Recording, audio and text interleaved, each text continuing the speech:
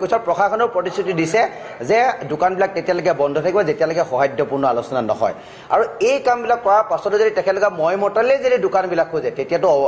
অৱশ্যম্ভাৱী এটা পৰিৱেশ সৃষ্টি হ'ব কাৰণ এই পৰিৱেশটো তেতিয়া আমি ক'ম তাৰ বাবে জগৰীয়া প্ৰশাসন আৰু তাৰ বাবে জগৰীয়া তেখেতলোক নিজে এটা পৰিৱেশ তেখেতলোকে ক্ৰিয়েট কৰিব বিচাৰিছে আৰু সেইকাৰণে এই পৰিৱেশ ক্ৰিয়েট হৈছে আৰু এটা মই স্পষ্টভাৱে আপোনালোকৰ মাধ্যমেদি অসমবাসী ৰাইজক এটা কথা জনাই দিব বিচাৰিছোঁ খুব স্পৰ্শকাতৰ এটা বিষয় ছ'চিয়েল মিডিয়াত খুব সমালোচনা হৈ আছে যে বহুতে আমাক প্ৰশ্ন কৰিছে যে তোমালোকে ভোজপুৰী ছাত্ৰ সংগঠন তোমালোকে শিৱসাগৰত বেন কৰিছা মাৰোৱাৰী সংগঠন তোমালোকে শিৱসাগৰত বেন কৰিছা অনাঅসমীয়া সকলো সংগঠন তোমালোকে শিৱসাগৰত বেন কৰিছা কিয়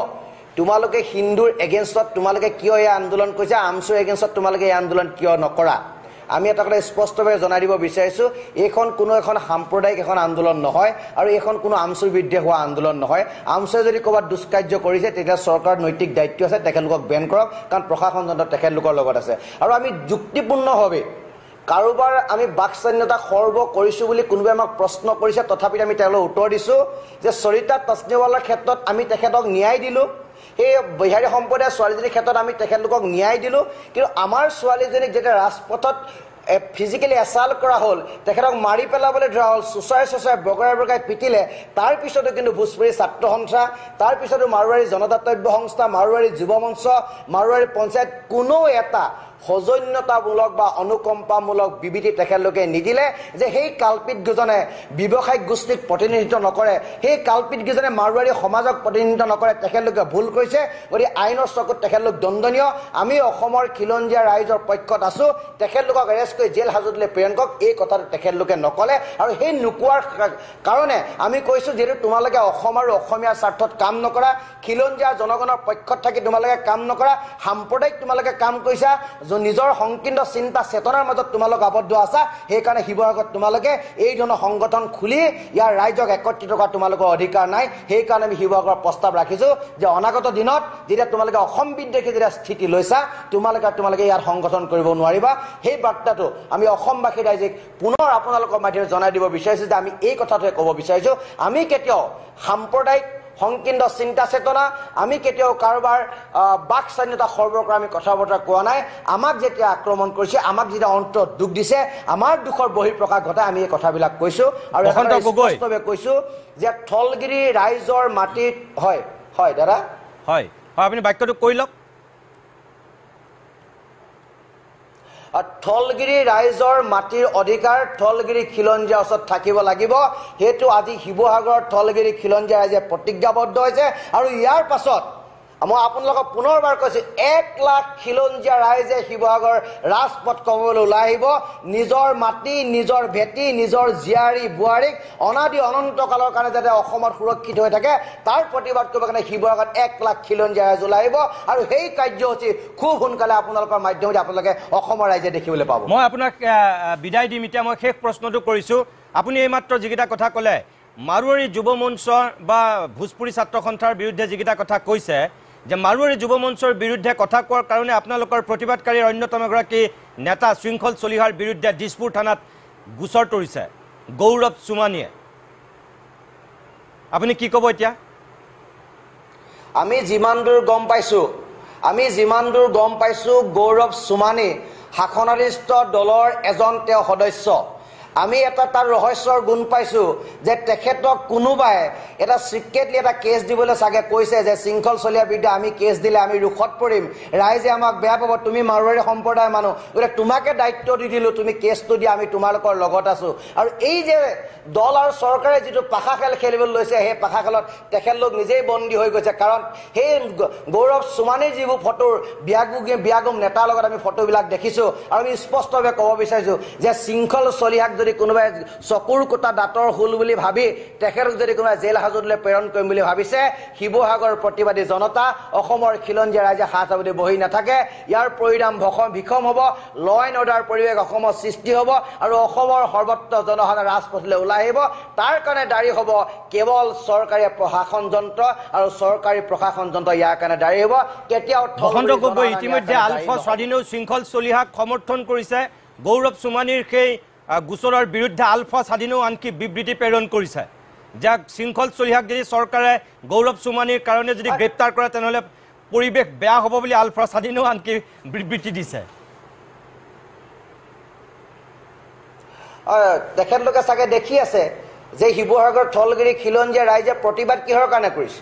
শিৱসাগৰ থলগিৰি ৰাইজে প্ৰতিবাদ এই কাৰণে কৈছে যে জাতি মাটি ভেটি সুৰক্ষাৰ স্বাৰ্থত আন্দোলন কৰিছে যিখন আন্দোলন কৰি তেখেতলোকে হাতত অস্ত্ৰ তুলি লৈ হাজাৰ হাজাৰ সৈনিক মৰি যোৱাৰ পাছত তেখেতলোকে হাবিৰ মাজত আছে আজিলৈকে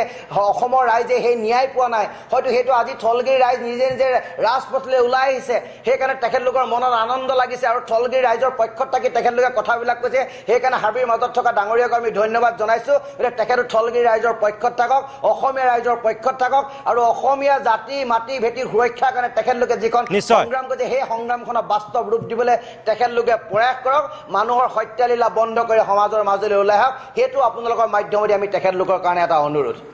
ধন্যবাদ জনাইছোঁ বসন্ত গগৈ এইখিনি সময় দিয়াৰ কাৰণে আমি আন এজন নেতা সংগ্ৰামী যুৱ ছাত্ৰ পৰিষদৰ সভাপতি দেৱজিৎ দত্তৰ কাষলৈ যাম কিন্তু তাৰ আগতে মই ময়ূৰ বৰা ডাঙৰীয়া মই আপোনাৰ কাষলৈ আহিছোঁ যে আনকি আজি আলফাৰ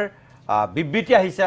শিৱসাগৰৰ এই প্ৰতিবাদটোৰ সন্দৰ্ভত যেতিয়া এটা গোচৰ তৰা হ'ল শৃংখল চলিহাৰ বিৰুদ্ধে শৃংখল চলিহাৰ সকলোবিলাক কথাই যে আমি সমৰ্থন কৰিম তেনেকুৱা কথা নহয় কিন্তু শৃংখল চলিহা এজন আৱেগিক মানুহ আৰু তেওঁ স্বাভিমানী মানুহ তেওঁ শিৱসাগৰৰ সন্তান হিচাপে তেওঁ কিছুমান কথা খোলাখুলিকৈ কৈ দিয়ে কোনো আৰ বেৰ নাৰাখে কিছুমান মানুহৰ নিজস্ব এটা শৈলী থাকে হয়তো শৃংখল চলিহাই তেনেকুৱা কিছু কথা কৈ দিছিল কিন্তু তাৰ বিৰুদ্ধে এতিয়া দিছপুৰত গোচৰ তৰাজন বসন্ত গগৈ যেটো কথা কৈছে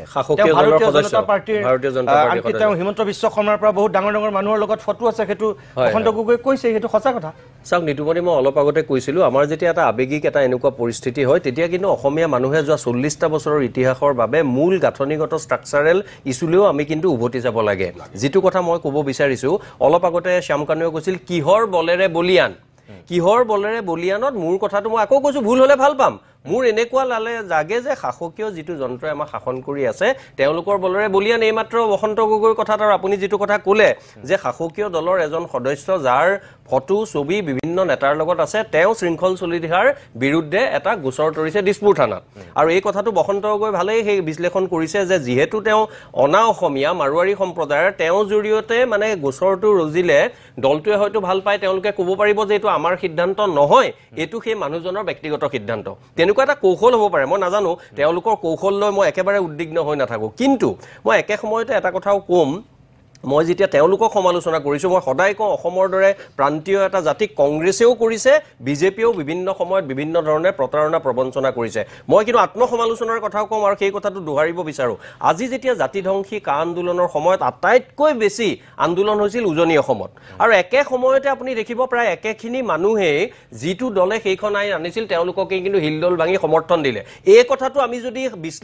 কৰো তেতিয়াহলে কিন্তু আমাৰ জাতীয়তাবাদক ব্ৰজেন ডেকা ডাঙৰীয়াই যেটো কথা কৈছে আনে ভেঙুচালি কৰে অবজ্ঞা কৰে সেই কথাটো কিন্তু চলি থাকিব বহুতে আজি ভিতৰকে কথা পাতিব দুদিন এওঁলোকে আন্দোলন কৰিছে তাৰ পিছত আকৌ এবোৰ ফুটুকাৰ ফেন হ'ব গতিকে মই আকৌ বিনম্ৰভাৱে কওঁ অহিংস নন ভায়োলেন্স এই উপায়েৰে হৈতে আসলতে অসমীয়া মানুহৰ যেটো খিলঞ্জীয়া মানুহৰ সমস্যা সেই সমস্যা আমি নিৰসন কৰাৰ বাবে চেষ্টা কৰা উচিত আবেগিক এই কথাবোৰে আমাক কিছু কথা প্ৰেৰণা দিয়ে যে জাতিটোৰ সমস্যা কিহত আহি পৰিছে আজি মাটিৰ কথা মাটি বহু ক্ষেত্ৰত গ'ল আপুনি নোৱাৰে ঘূৰাই আনিব যোৰহাট শিৱসাগৰ নগাঁৱৰ বিভিন্ন মাটি বহিৰাগত গোষ্ঠীয়ে ইতিমধ্যে হস্তগত কৰিলে মূলতঃ আমাৰ মানুহৰ লোভৰ বাবে আৰু হয় চৰকাৰে এনেকুৱা এটা পৰিবেশ দিছে গুটেই কথাখিনি আৰু অথনি ব্ৰজেন ডেকাই যেটো কথা কৈছে যে 6 নং দফাৰ কথা মইতো কওঁই দাড়ি কমাৰ কথা এজন দাড়ি কমা এজন তালি টুপুলা গতিকে তালি টুপুলা দাড়ি কমাৰ সেই প্ৰতিশ্ৰুতি প্ৰবঞ্চনাৰ পিছত অসমীয়া মানুহে যদি এতিয়াও তেওঁলোকৰ সচেতন নহয় তেতিয়াহলে এনে ঘটনা মই দুখেৰে কওঁ এনে ঘটনা হয়তো মাজে মাজে ঘটি থাকিব আৰু শেষত গৈ বৃদ্ধি পাব পাৰে এজন অসমীয়া হিচাপে এজন